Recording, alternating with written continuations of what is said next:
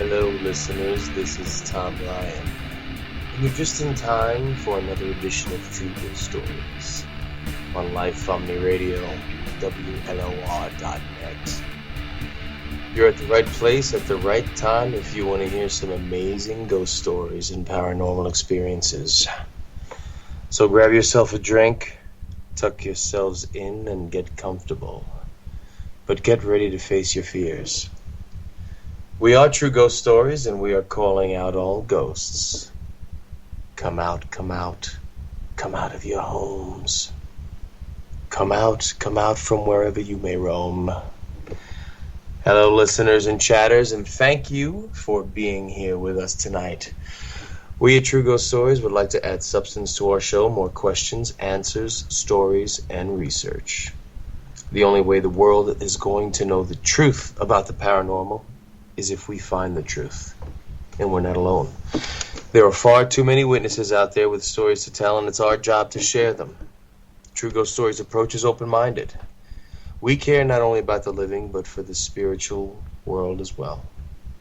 And maybe through our journeys we could figure out why they're here and what they want from us. Or perhaps we can even help a soul cross over. Because we are True Ghost Stories, and we like to think outside the box. My name is Tom Ryan, and I'm one of the hosts of True Ghost Stories. And I'd like to bring on my partner in crime, Mr. Adam Ginsberg. Hello, Mr. Ginsberg. How are you, man? I'm doing good. What's happening? I'm feeling a creepy mood tonight. That music set me up, That was a nice surprise that you floated in there, and it really set the tone for where we're going tonight. I know right. If we have some regular listeners out there, then they're anticipating what's about to happen tonight, because we kind of have a part 2 happening here, don't we, Tom? Yes, we do. We do. Last week we had Marcia Becker on, and she was talking to us about the paranormal experiences and life experiences, basically, that changed her life forever.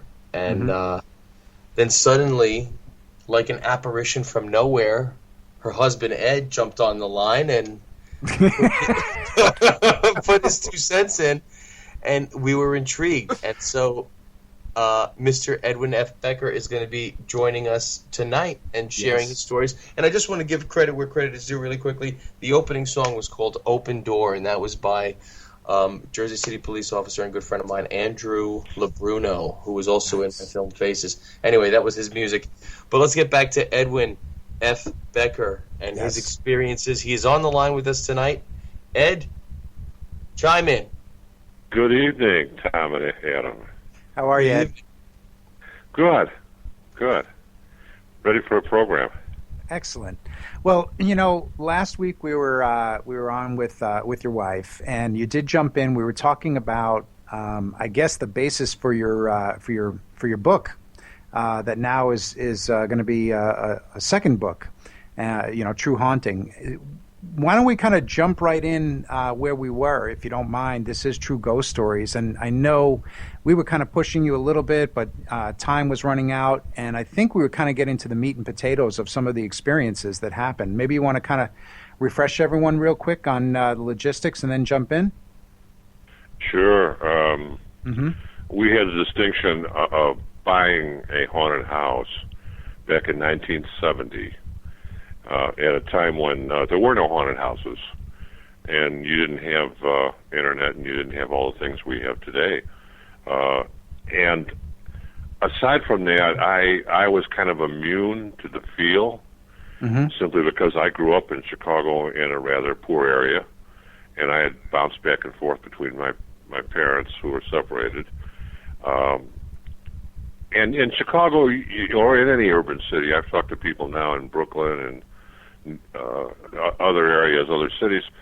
If you have these buildings that are 100 years old or so, point one out where someone hasn't died in there, where they usually have wakes in the front room, right? For Christ's sake. Well, we moved in, and we had just had the baby. I mean, literally weeks before we moved in, and it became active. And I was not a believer at all. So I mean, not only was I not a believer, the only image I had of ghosts were of Casper the Friendly Ghost, or the ghost of Mrs. Muir, Topper. I don't know if you remember Topper. I'm a pretty old guy. So they were friendly images. And when my wife started speaking of things happening, today I feel I've always felt guilty about some of the things I did back then. But I kind of wrote it off. I figured, here's a woman that, I mean, her and I had been active for 3 years, having fun, and now she has a baby, and she goes through chemistry changes, and she's never been locked up for in the house all day, and I figure she's going a postpartum depression. You thought it was postpartum depression or something like that? Yes, yeah, exactly. I figured she's going through changes. And, so at first she'd say this happened or that happened, and I would say, yeah, sure, And it took a while. One thing about ghosts, and it's something that I know when I talk to other authors or I talk to other people who've experienced these things, ghosts are not frightening in the respect of, let's say, Hollywood. They don't come out at you out of the closet and go boo. Or a Frankenstein monster doesn't come walking down your stairs. They play on you, and they grab your energy. And my energy at the time as a young man was anger. I got upset. And so all of a sudden, I'd wind up, one of the symptoms, if you walk into an empty house, and Marcia and I can both feel a presence today. We're both very, very well sensitive to it. One of the symptoms is a hot flash. If you walk into a building and you're buying this house and all of a sudden, wham, you feel kind of aggravated or agitated for no reason, it's sending you a signal. And that was my trigger. Okay. So negative energy you're talking about, you could basically come in and there's a negative energy that will influence the people. Now, does it influence everyone differently, Edwin? Like, would you be influenced differently than Marcia when you walked into the place? Would she also feel a negative influence where it would play on her anger, or would it play on her fear, or it played on her fear, which I didn't understand at the time. Growing up in Chicago, I was afraid of people. I wasn't afraid of airbags. And I used that term long before airbags were ever invented. I used to tell Marcia, they're just a bag of air. What the hell are you afraid of? Right. Until you realize, it wasn't until it seemed like everything I did. This was a family that owned this building. They built the building. They had a sense. What today's people don't understand is the sense of domain that some of these people had. When they built the structure, they were going to live there. Their kids were going to live there. Their grandchildren were going to live there. They owned that building. Unlike us, where we'll sell something and move into a townhouse without thinking, that wasn't their intention. So we were the first ones that were not family that lived there.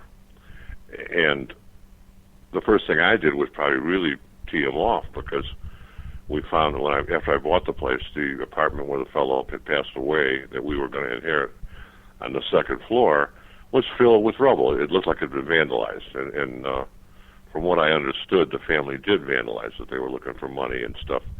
The fellow was known to hide his money in those years. So I just called it basically a second-hand store guy who I met who lived down the alley, and I said he wanted actually a concrete mixer that was in the backyard. It was a hand mixer, and I said, you can just have it if you take everything out of the apartment. Just take it all. Okay, well, as a young man, not knowing anything about paranormal, I had no idea whether the spirits there had attachments or not to these items. They're items. And, of course, I trashed the place with disrespect. Then the second thing I found was a shed in the basement. If you guys watched the Paranormal Witness episode, that was a true presentation. We had a shed. They were like storage lockers. And one of them, after I bought the house, still had a lock on it. So I figured, golden treasure, there's got to be something in there good. Right. And I opened it up, and all there was it was an early form of porn. There were nudist magazines, but The disturbing part was that he had shoe boxes full of cutouts. He would cut out women's body parts about the size of baseball cards, and he would band them all together, and there were thousands and thousands. Maybe there were 30 to 40 shoe boxes. Each of them had these bundles banded together, filled, and some of them were dated back. It went back to the 20s or 30s. Wow. Yeah, the guy was. My 14-year-old brother was with me then. I was 24, and he just looked at me and said, "This guy is sick, or was sick," and his name was on everything. And if you saw the portion where the daughter actually lived with us for almost 120 days, and she was crazy as a loon. Did you do any research on this character, on this guy? Not. What could I do in 1970? If I took off, I'd have to go downtown. My research was with the neighborhood and the neighbors. I would have had to take off work. I would have had to fill out applications. In those years, there was no copy machines. They would have either mimeograph it or do whatever they did. Right. And then I'd have to go back down there again and go pick it up days later and take more time off of work. And they worked the same hours I worked. So it's like, and now that I'm older and wiser, okay, the research to me doesn't matter. And sometimes I find it laughable with some investigators and things like that. Because whatever you're communicating with, you can bet your buns it's lying to you. It's lying to you. Well, let me ask you this: do you believe that what you experienced was an apparition of the former owners or tenants, or people that may have suffered under his? The one that we saw, was as solid as you or anybody else.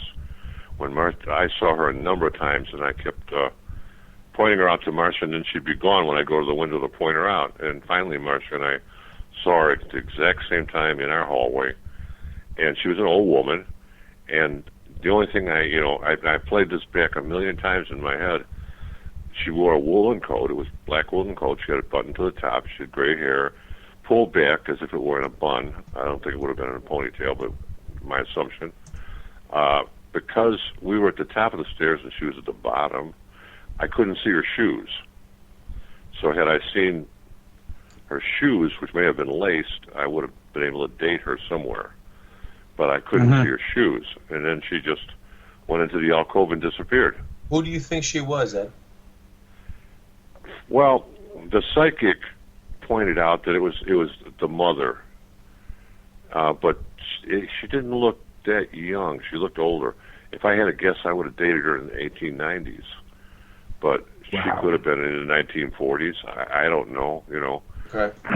And if you saw an old woman today walking around in Chicago, let's say if you're in Greektown or one of the ethnic neighborhoods, you could easily see a woman that would appear identical to that in this day and age. So the thing that I have a hard time communicating to people who are ghost hunters is that when you see a solid apparition, it's not frightening, number one.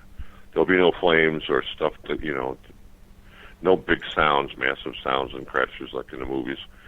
It's a rather ordinary. It's what's frightening about it is the fact that, number one, it's spontaneous and depending upon how it appears and when it appears, it can surprise the hell out of you.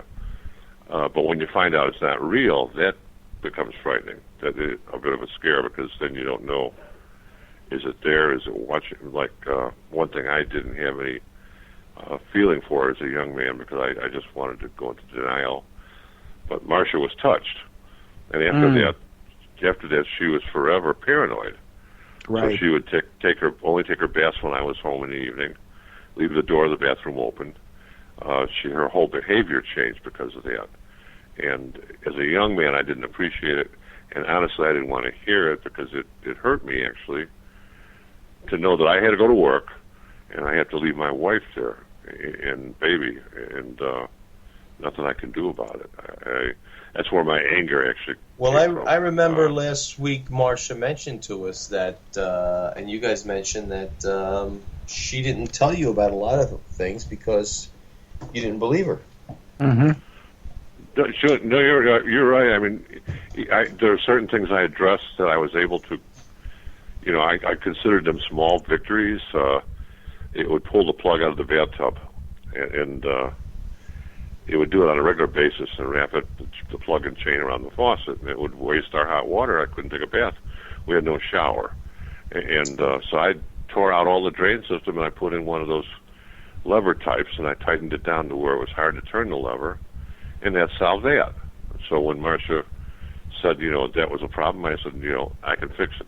I actually thought I could defeat them.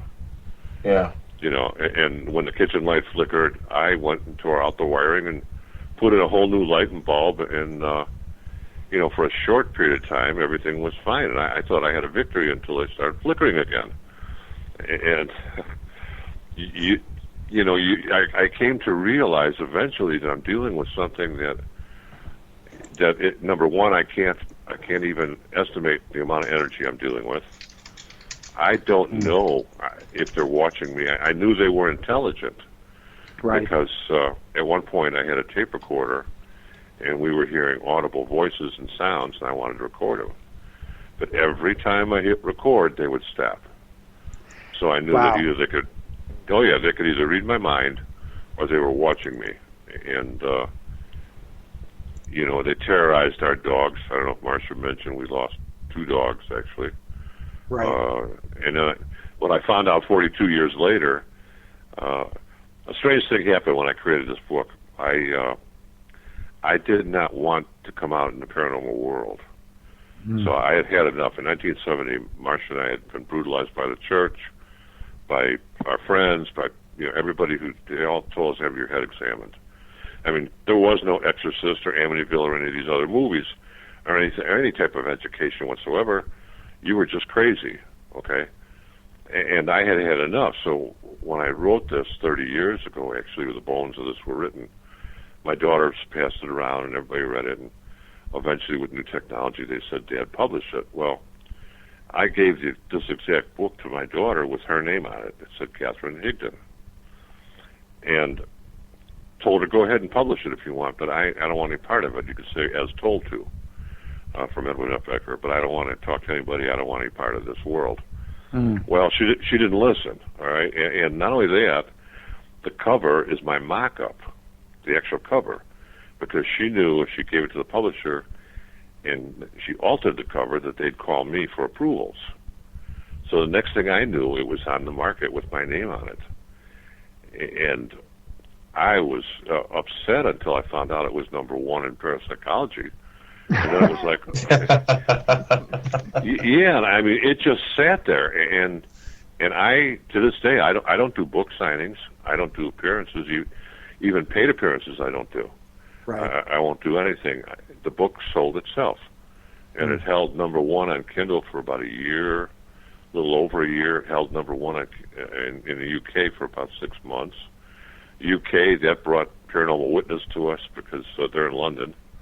And they said, who the hell is this American? That independent, self-published American, bumped our Gordon Smith off parapsychology. So they came after us, and my grandkids made us do that segment, which was actually the first time I ever spoke in public. And some of it was very emotional. It was just therapeutic, but it was emotional. Right. And I didn't, I didn't talk on it. I refused internet radio for 2 years because I thought you guys would make fun of me. I just expected it, and I did not know there was such a warm, interested paranormal community. Oh, absolutely. Ed, I want to skip back a little bit to a comment that you made earlier on. Actually, 2 of them. One of them, I believe, on my end, the audio was cutting out a little bit, but I believe you said something to the effect of, and I'm paraphrasing, but they're not nice, and they're trying to take essentially provide negative to your life and steal positive energy and things like that. At least that's what I think I got from what you were saying. And then the other thing was that I thought you had mentioned something about investigators going and getting evidence, and essentially the spirits and such are really tricking them. And what that brings me to, as far as a conclusion, and really, I guess this is going to be more of your lost you. Why is it that whenever we're talking about paranormal activities and such, it always seems to be a negative entity? There isn't any sort of Casper the Friendly Ghost story that comes across, and I bring that up because you mentioned Casper and things like that. Thoughts? I'll tell you exactly why. Because, I mean, this is what I've gotten in many debates and arguments with people about Ouija boards, and there's a woman out there, she's got a book, and she basically promotes the Ouija board like a cell phone, you know. And which is, you know, if I could swear, I'd say it's BS. Because what you have on the other side, if you're lucky enough or unlucky enough to open up a Ouija board, let's say, and create an opening, you have the same thing on the other side, but you can't see it, okay? If I were the warden of a prison, and the yard's full of prisoners, okay, and I take a cell phone, if I took a cell phone and threw it out there and said, whoever gets it can make the calls, who do you think is going to get it? The biggest, baddest guy in the yard, all right? Well, it's no different on the other side, all right? The biggest, baddest guy in the yard is going to show up at that Ouija board, and he's not going to go rawr and scare the hell out of you. What he's going to do is give you the answers that he thinks you want to hear. He's going to make you addicted. He's going to grab your energy. He wants you to invite him in. And that's where I'm coming from. That if you go to a haunted house, people do all this painstaking research, and I think it's nice and it's interesting, and I read a lot of it. But when you relate it to your EVPs, I think you're way off balance on that one, because what you're communicating with is going to lie to you. And yes, it seems like the worse the spirit is, the more malevolent it is, the stronger it is. So I'm not saying you can't run into a nice spirit. Marcia and I have in our lifetime. We've run into some. We run into some. So what are they doing, Ed? Where are they communicating from? That you have these nice and these evil spirits communicating with the living. Are they in limbo? Are they in purgatory? Where are they that they are communicating with the living, and why? Even like if you have a good spirit, so you have a spirit, is a good spirit not rewarded with the afterlife? I don't know. I mean, I've collected. I literally have maybe 1,000 stories from all over the world. I mean, this week was number one in Australia. So I mean, I get letters from Australia and from the Philippines and from the UK of ghostly occurrences, and I don't have the answer. Sometimes suicide is a thread that runs through these. Sudden death is a thread that can, and I could talk firsthand about that because I've been clinically dead twice in my life. Once at 19 and once at 62, where my heart stopped, and they had to shock the hell out of me, and then they have to, in case you don't know it. I actually saw that in your bio. Yeah, if once they shock you so many times in an ER, if they want to really crank the voltage, they have to get permission, and another guy has to come in and do it. Well, I went to another guy. But my experience was that I never passed out. So when I awoke, I was angry, and my daughter was there, and she was crying, and I was cursing, and I said, what the hell's wrong with these people? They kept asking my name, and I kept shouting my name. And I saw everything that went on. And she said to me, Dad, you were unresponsive. And I said, I couldn't have been. I saw the guy in the red surgical thing come in. And they had to get his permission to go above, I guess, 380 or 360 or whatever. Right. Well, now I think back, was I a ghost? So you can have all these things. I don't know what keeps them there. And in fact, I wrote a blog in the UK. They wanted me to contribute a number of things, and one of them was I spanked the investigators because I said, you guys go into a place, you get some recordings. For the most part, you keep it to yourself and you run out. No one's asking the questions. I mean, if you guys as radio hosts, I mean, you're a professional radio host. If I were a ghost, think of the questions that you would ask me. Of course. You'd want to know, where am I? Is it cold there? Right. Are you mobile? Are you fixed there? Are there others like you? That's right. Can you communicate with each other? all these different questions. Do you believe in God? Did you miss the white light? How long will you think you'll be there? No, I don't hear the investigators asking the right questions. Right, and this is what we want to know. When people say that they communicate with the dead, it always baffles my mind that they don't ask the most basic questions, like, where are you? Why are you there? And is there anything else beyond? Right. It's always more trivial things that are so silly that it just boggles the mind. I don't understand it.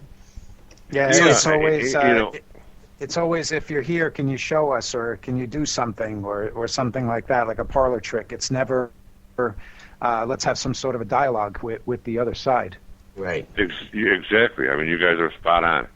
And it's something that aggravates me, because Marcia and I, a wobbling lampshade or moving drapes doesn't impress us. We know they can do that. We know we've heard audible sounds, so EVPs don't impress me whatsoever. Find out, when this book came out, and I was afraid to come into the paranormal world, we only had TV. I didn't know anybody or anything about ghost programs. No, there was none. So when people mentioned certain celebrities, I didn't know who the hell they were. And then they started using acronyms, and it was Alex Mitsua, who was with the paranormal something A&E's group, that I was on her program, and beforehand she gave me an education, told me what an EMF was and what an EVP was, and all these different things. And I didn't understand it, because I told investigators recently on a program I was on, your best detector is your body. And if even before you feel anything, if you were to wear a simple pulse oximeter on your finger, let's say, it'll show your pulse.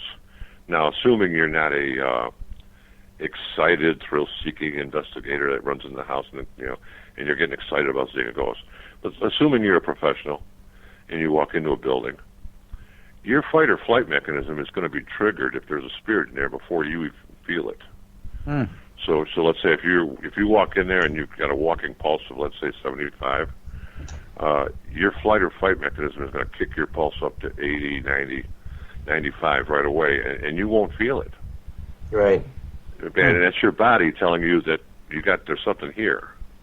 Okay, and then it'll go to the next level if it's a very, very strong entity. So Ed, do you believe that even a person that might not be particularly touched or gifted would be able to sense a presence physically without even knowing it? If they feel agitated, if they feel hypersensitive in some way, they might not realize it, but they might be experiencing a paranormal presence?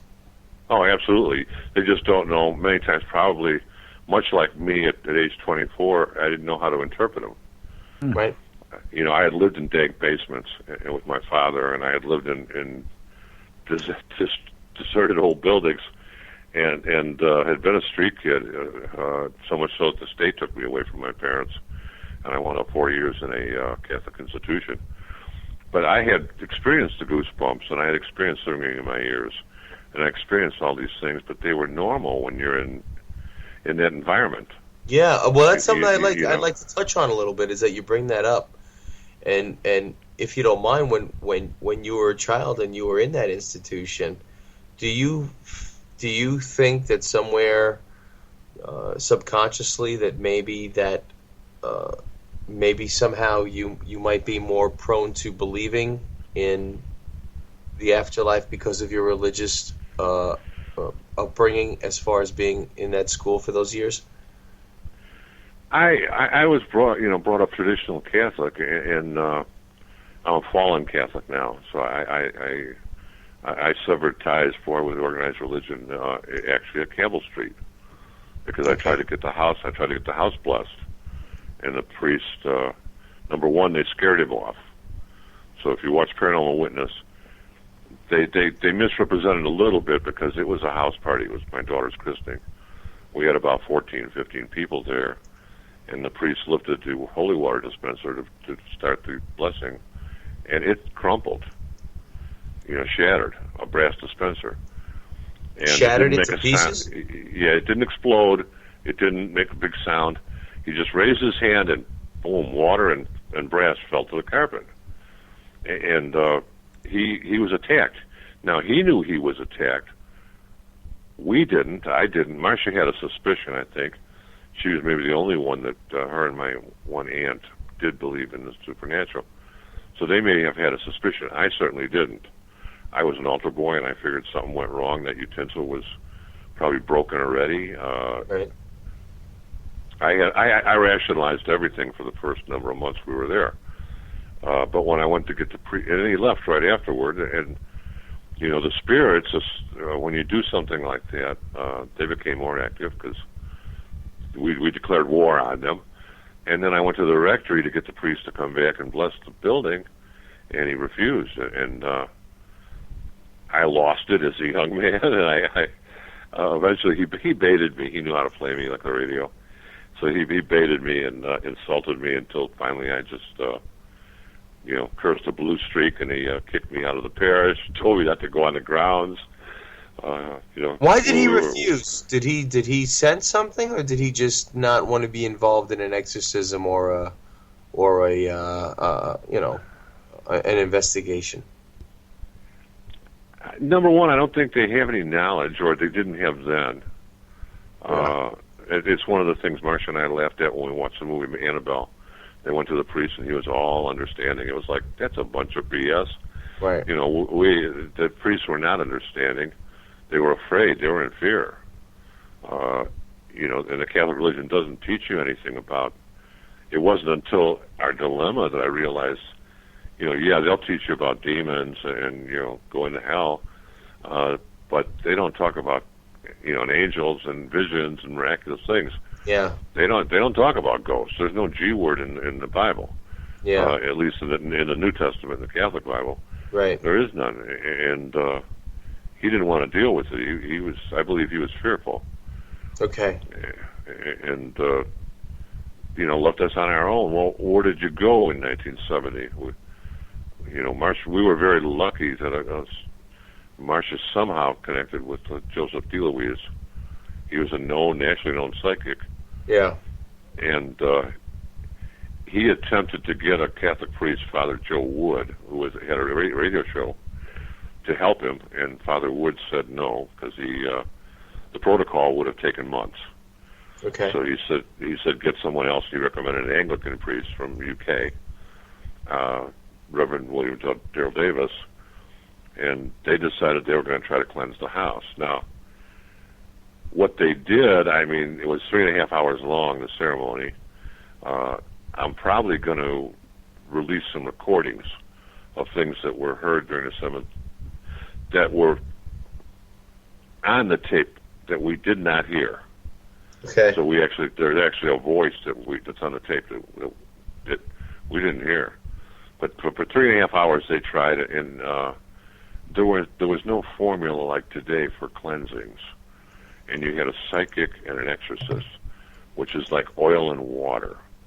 A psychic opens his mind to a spirit, and an exorcist does the exact opposite. He builds a wall of prayer. Right. So the two of them, even though the only reason the psychic brought the exorcist in because he felt there was he knew there were at least 5 spirits there, that at least 3 were malevolent. One was something that he didn't want to deal with. So he brought the exorcist in, and it failed. It was a huge failure. Ed, let me ask you a question. When it comes to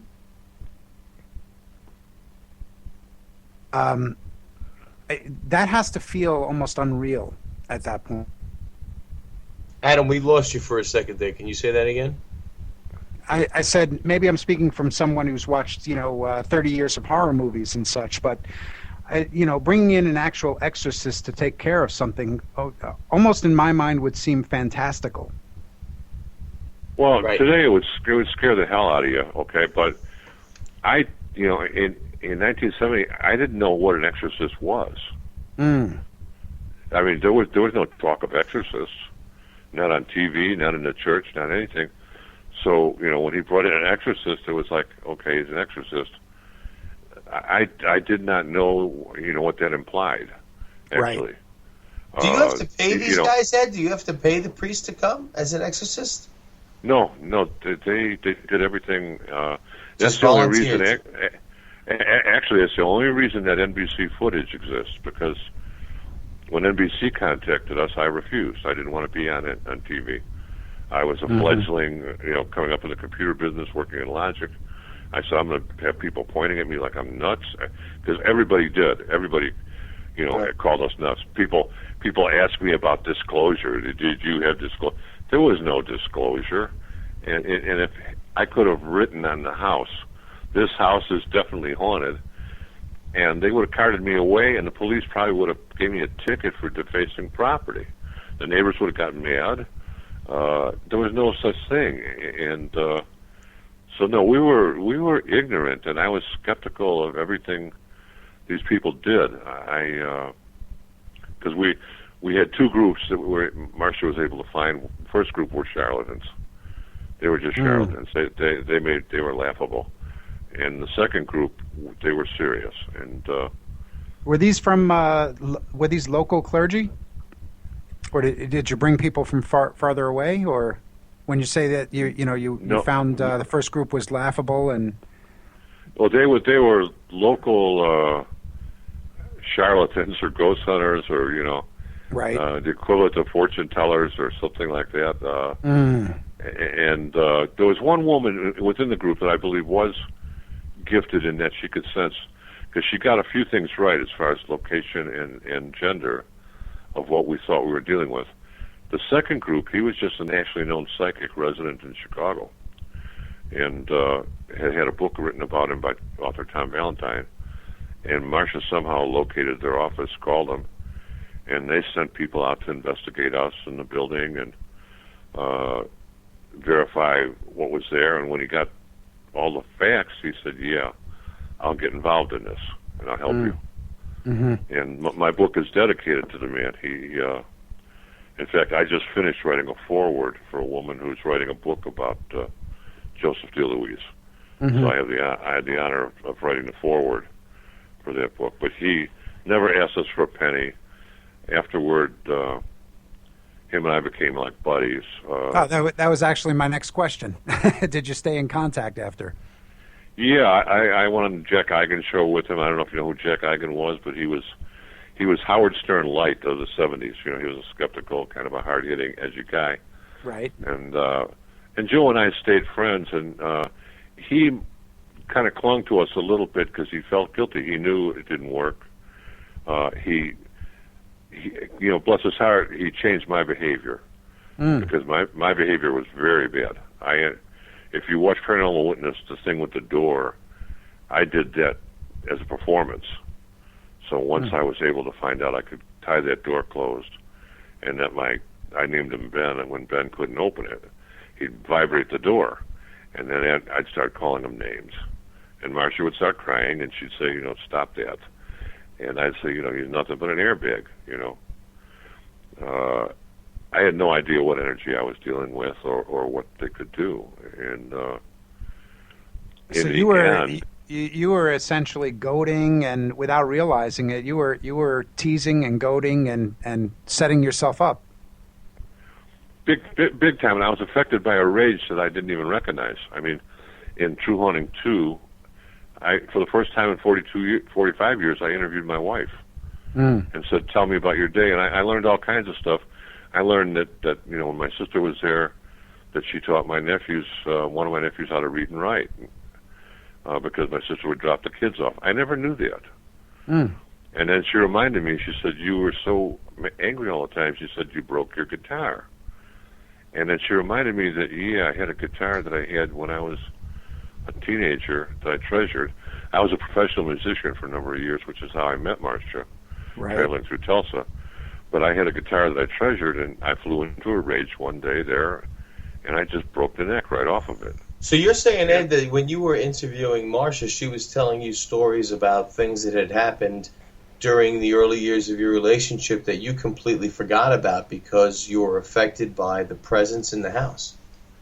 Either I forgot or I wasn't present at all. Aware of like my sister. My sister and I actually didn't get along. We started having trouble because she was exploring the unknown with Ouija board and seances, and I had warned her, and we had a number of hard clashes over it. Yeah. And so we stayed away from each other. And I would see these dramatic changes. I'd see her once a month, let's say, and I'd see these dramatic changes. But Marcia got to see the gradual deterioration of what oppression does, depression does, possession does. She saw the whole transition in how a person starts to lose energy, how they start sleeping late, how all of a sudden their hygiene suffers. They're not going to fix. She stopped wearing makeup. She didn't start. Didn't take a shower. She stopped washing clothes. She stopped taking care of her kids. She saw this whole transition that I never saw. I got a snapshot, and I would say to her, "What the hell's wrong with my sister?" And Marcia would say, she's going through some changes. We had no idea what was going on, and what drove. I'm sorry. So she, at some point, had also had a paranormal experience. My sister? Yeah. Yeah. Oh, yeah. Yeah, she had a paranormal experience that rode her to the grave. She never recovered. Was that in the house? Oh, right. That's right. I remember we discussed this last week. I'm sorry. You're absolutely right. Yeah. And now let me... This was because of an experience that she had at your house, right? Exactly. And in fact, what was the spark that caused True Haunting 2? I had a lot to tell that is in the first book. But when we did Paranormal Witness, something that sometimes authors fear happened to me, except that I wasn't afraid. One of my tenants who I tried to locate popped out after the book was out and realized that he was in the book, and not his true name. But he gave himself away on Amazon. If you go on my Amazon page, it's the first review on the left-hand side. His name is Dan, and he gave his name away and contacted me. And I invited him on Paranormal Witness. And 42 years later, he told us about what happened in his house. I mean, Marcia and me, we fell out of our chair. We never knew anything happened. We never knew his wife wanted to leave after 90 days. We never knew that his wife left him and lived somewhere else. We never knew that after they left there, they divorced, and it ruined their marriage, that she was tormented. And with those facts, besides the accounting of that in the book, I saw a thread, because Myra was, on the first floor, she was crazy. And then it affected Ellen, our first tenants that moved in. Then it affected my sister.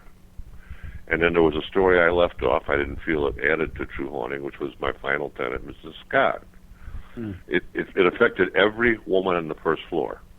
And then the fellow I gave the building to, I actually gave it to him. Him and his wife moved in the first floor. And guess what? His wife goes wacko and leaves him. So every woman on the first floor was affected by something there. And... what it was, I don't know. But I do give a pretty good accounting of it in the second book. Ed, do you feel that your experiences and Marcia's experiences in that home pushed your relationship to the brink as well? Oh, yeah. Yeah, I mean, Marcia actually left. At one point, she left and went home to her mom. And it wasn't like, the first question I asked her when she said, I have to get out of here, I said, are you leaving me? And she said, no. And she said, I have to leave here.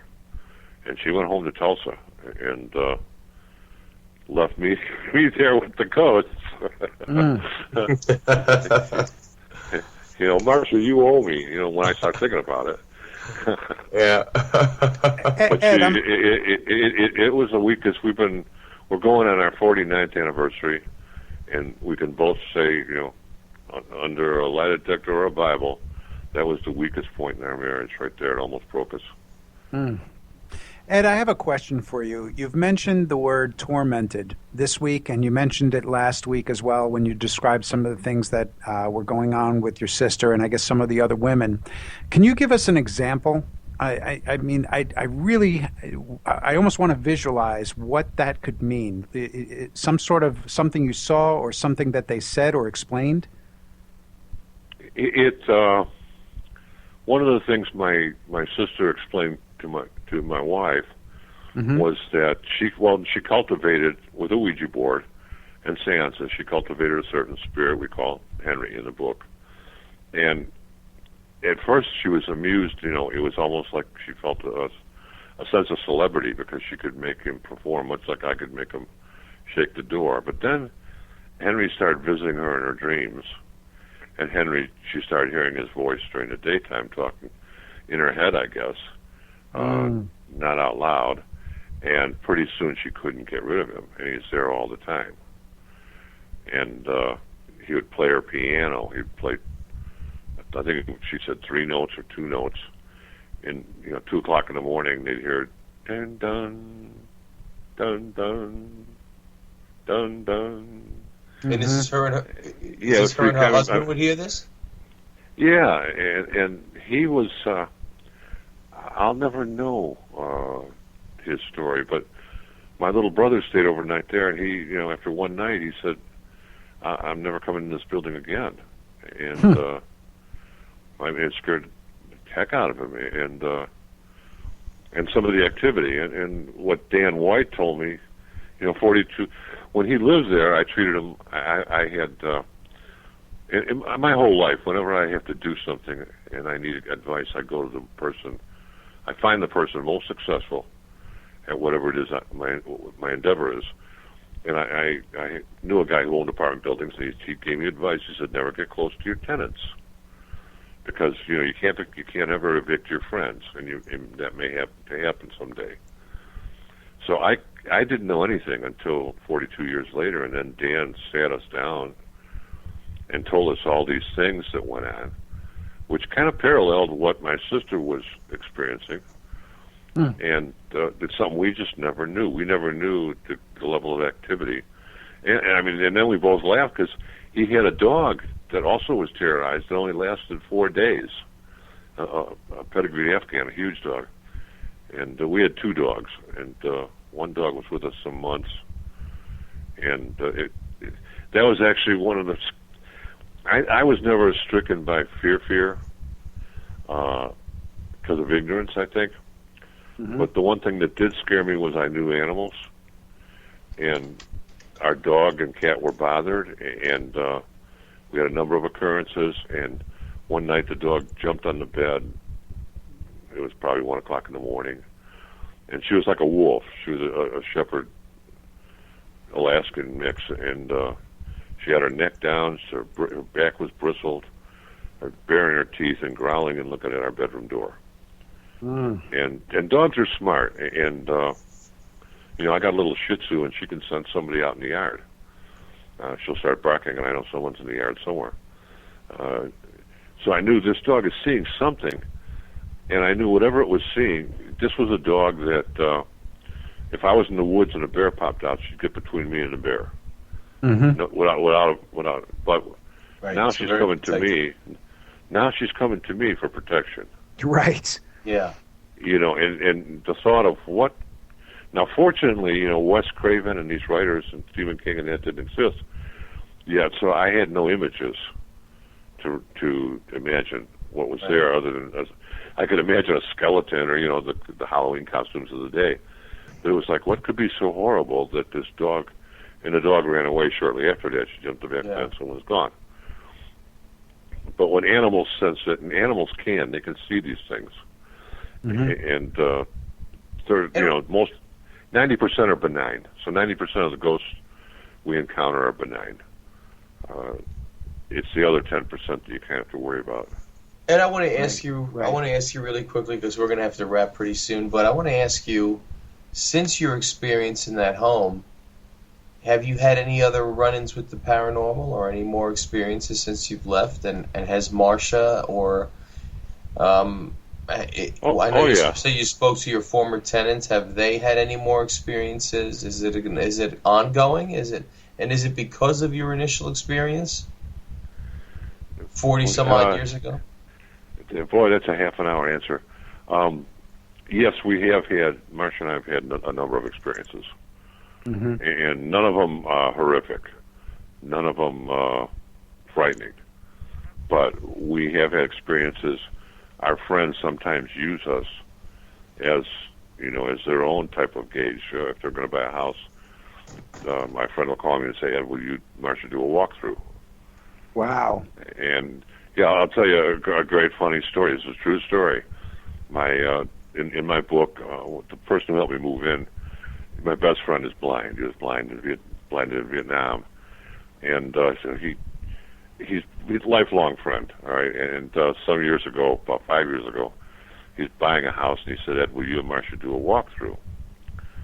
So I said, "Sure." So we walked through the house, beautiful house, and I got outside, and he was out in the backyard with his wife, and he said, "What do you feel?" I told him, "Don't buy this darn house." And he said, "You're kidding." And he says, "It's got ghosts."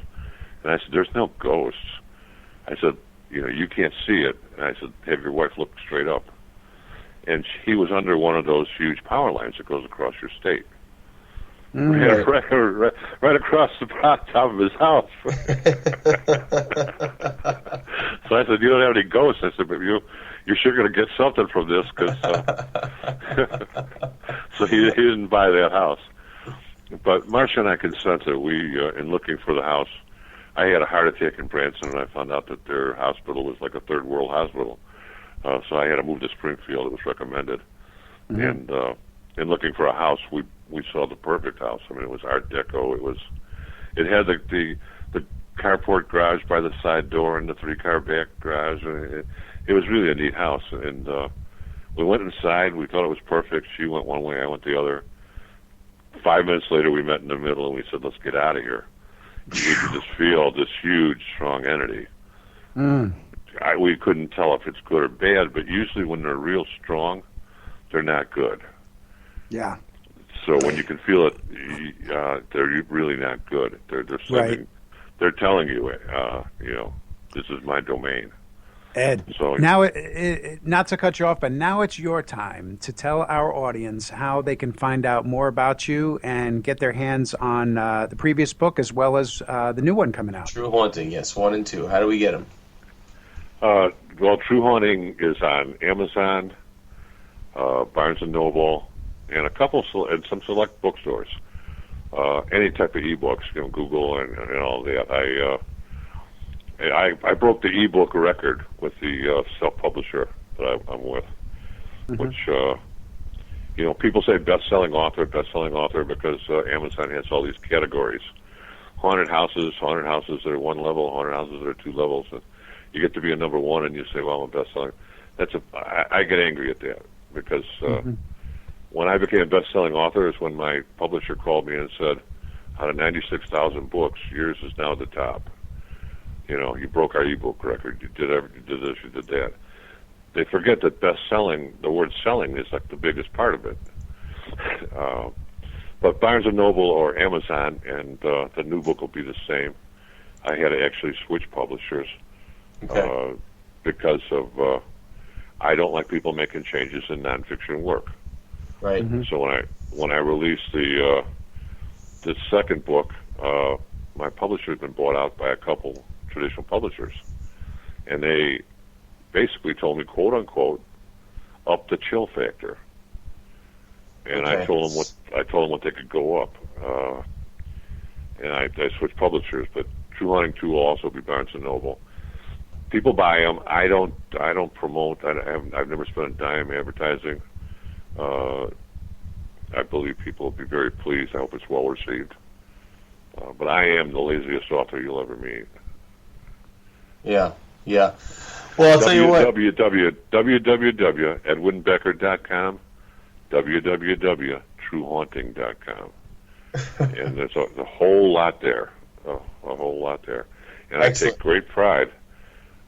I'll answer all correspondence. So even if someone writes me and says, I had one person write me and say your book wasn't scary enough. I tell them I'm sorry. Yeah, it's supposed to be the truth, not a fiction story here. That's right. And I've taken a look at your website, and it's very interesting, and your bio as well is very interesting. And it's definitely worth a look at. And I encourage everybody that's listening into True Ghost Stories tonight and listening to Edwin F. Becker to check out his books, True Haunting and True Haunting 2. And like he said, they can be found on Amazon. And we'll also put links on our Facebook page, as we always do every week. And Ed, I want to thank you very much for coming on and for sharing your stories with us. And it's really interesting stuff, man, and just a life changer for you. And it's always something that we're very interested in. Is the paranormal is such a life changing experience, and you've definitely translated to us that it's something that's really completely changed the course of your life, I think. And, totally. Yeah, it will. It will change. It will change your life, and I can always tell a true survivor just by looking in their eyes. Mm. Ed, thank you. Yep. I'm sorry, Adam.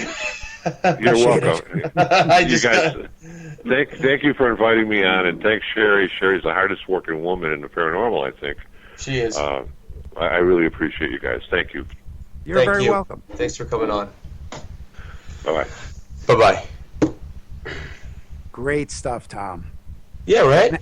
Yeah, it was. We'll chat about it a little bit more, but we got to wrap this thing up. Yeah, man. Do your thing. Something is near you. Have you ever felt tough?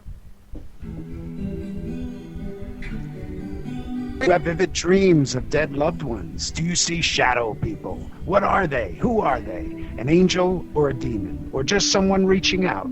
We believe someone or something is reaching out. We want to tell the world the truth. Our experiences are not a figment of our imagination. There are things that walk the earth that are unknown to us. We want to find out what they are. We want to share it with all of you. And so do they. We want to tell our stories and their stories. We are True Ghost Stories. Tune in next time. We have great guests in store for you. Listen to this horrifically talented duo of myself, Adam Ginsberg, and the illustrious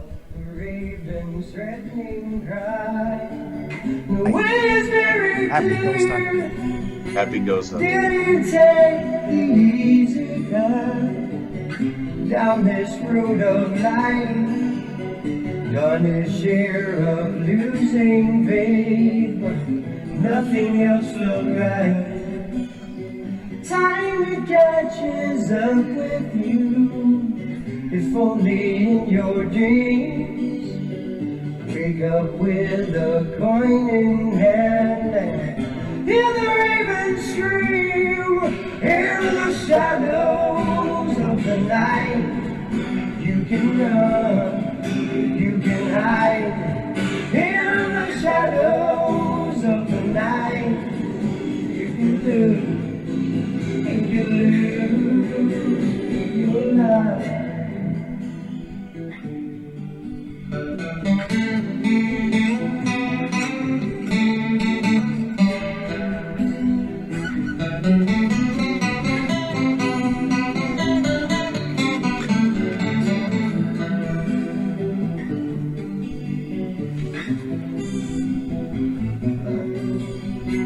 Somewhere in another place, so many miles apart, he runs away from what's to come and cries out with his heart, following that highway, not sure of where to go, looking up ahead of him, and he sees the joining road. He doesn't see the stop sign there. No time to turn away. The ravens perched up. Shadows of the Night by Ronnie Barr. Thank you for listening to True Ghost Stories on WLOR.net.